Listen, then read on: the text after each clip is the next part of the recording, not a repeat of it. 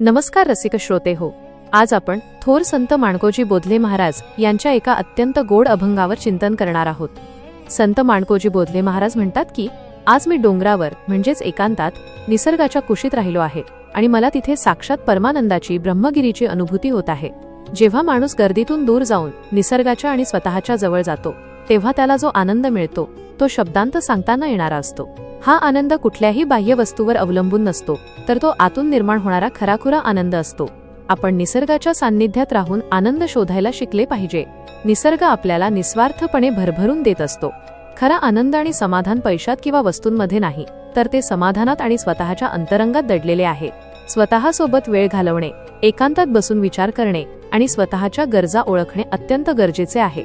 तरुण मित्रांनो, तुम्ही सर्वजण उत्तम शिक्षण घेत आहात आणि यशस्वी करिअर घडवत आहात। मोठी स्वप्ने पाहणे आणि ती पूर्ण करण्यासाठी मेहनत घेणे नक्कीच आवश्यक आहे, पण या यशाच्या प्रवासात स्वतःचा शोध घ्यायला विसरू नका।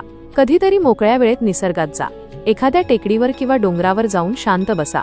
वाहता वारा अनुभवत स्वतःच्या मनाचा आवाज ऐका।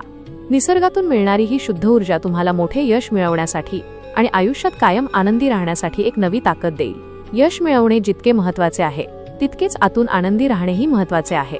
आपण नेहमी पाहतो की सुट्टीच्या दिवशी कुटुंबासोबत किंवा मित्रांसोबत आपण एखाद्या निसर्गरम्य ठिकाणी किंवा डोंगराळ भागात जातो।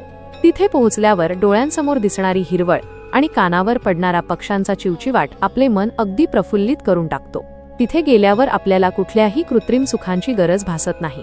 एका साध्या दगडावर बसून शांत सूर्यास्त पाहण्यात किंवा खळखळणारे पाणी पाहण्यात जो आनंद असतो तोच खऱ्या अर्थाने ब्रह्मगिरीचा आनंद आहे। तिथे मनात कुठलीच चिंता नसते, असतो तो फक्त निखळ आनंद।